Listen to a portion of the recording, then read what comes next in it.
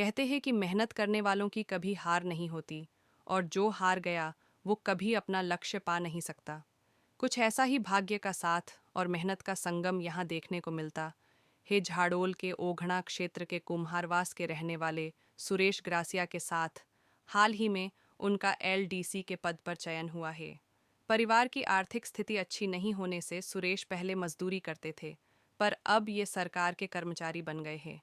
कहने के लिए भले यह राजस्थान सरकार के छोटे पद की नौकरी हो, परंतु सुरेश के परिवार के लिए एक बड़ी लॉटरी से कम नहीं। आज जानते हैं सुरेश के संघर्ष की कहानी उनके स्वयं की जुबानी। मेरा नाम सुरेश गरासिया है। मैं ओगना के कुमारवास गांव का निवासी हूं और अभी मैं राजकीय उच्च माध्यमिक विद्यालय बडली कोटड़ा में कनिष्ठ सहायक के पद पर कार्यरत हूं। अच्छा, आपके पारिवारिक स्थिति क्या थी? किस प्रकार से आपने स्ट्रगल किए, पढ़ाई कैसे की? पारिवारिक स्थिति में मेरे पापा शुरू से ही खेती करते हैं और हम 4 भाई बहनें हैं, 2 बड़ी बहनें हैं और एक मुझसे बड़ा भाई है। मेरी शुरू से मेरी एजुकेशन मेरे गांव से की है। मैंने 12th मेरे राजकीय उच्च माध्यमिक विद्यालय ओगना से की है। उसके बाद मैं बीए के लिए झाड़ोल आया। झाड़ोल में मैंने जे.आर. शर्मा पीजी कॉलेज से बीए की डिग्री हासिल की। उसके बाद अच्छा, यूँ सुना है कि कॉलेज होते या परिवार वालों ने आपकी शादी करवा दी थी। हाँ, उसके बाद तो एक और नई जिम्मेदारी आपके पास आ गई, तो आगे कैसे इस जिम्मेदारी का वहन किया और पढ़ाई कैसे जारी रखी? हाँ, पढ़ाई के साथ मेरी कॉलेज में ही शादी करवा दी थी और उसके बाद मेरे साथ एक्स्ट्रा जिम्मेदारी आ गई थी। उसके बाद मुझे जिम्मेदारी की वजह से मुझे आर्थिक स्थिति अच्छी नहीं थी, इसलिए मुझे उदयपुर जाना पड़ा। फिर वहाँ जाकर मैंने सबसे पहले तो मजदूरी की। उसके बाद मजदूरी के साथ में ही पढ़ाई को कंटिन्यू रखा। तो परिवार के साथ ही, मतलब आपकी पत्नी थी, उनके साथ ही आप उदयपुर रहते थे?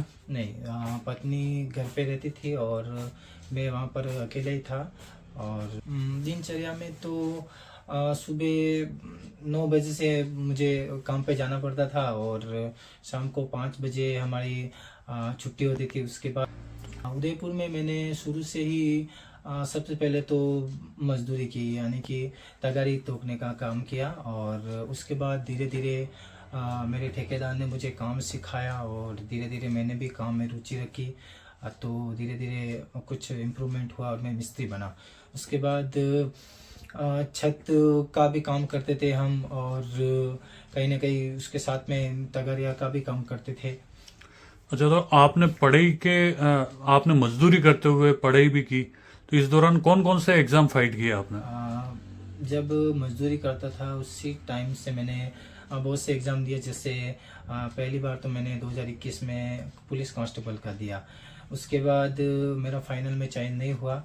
उसके बाद फिर से 23 में पुलिस कांस्टेबल का फिर से दिया, उसमें भी मेरा नहीं हुआ। फिर उस दौरान RS प्री का दिया था, उसमें भी मैं कुछ अंकों से रह गया था। उसके बाद संगणक का आया था, उसमें भी मेरा नहीं हुआ था फाइनल। उसके बाद एक वैकेंसी आती है जूनियर अकाउंट की, वो भी दी, उसमें भी मैं कुछ अंकों से फाइनल में रह गया। उसके बाद मैंने LDC का दिया और पशु परिचर का दिया, तो मेरे इन दोनों में चयन हुआ और फाइनल रूप से मैंने LDC में ज्वाइन किया। अच्छा, तो आप जैसे बता रहे हैं कि आप दिन को मजदूरी करते थे, उसके बाद पढ़ाई करते, तो दिनचर्या कैसे रहती थी? पढ़ाई के लिए कैसे टाइम निकालते थे? पढ़ाई के लिए सुबह 9 बजे से काम पे जाकर शाम को 5 बजे आ जाते थे रूम पे। उसके बाद रूम पर आकर रोटी बनाना और खाना, ये हमारे 8 बजे तक का रूटीन था डेली का। उसके बाद 8 बजे से हम पढ़ने बैठ जाते थे लगभग रात की 2-2:30 बजे तक।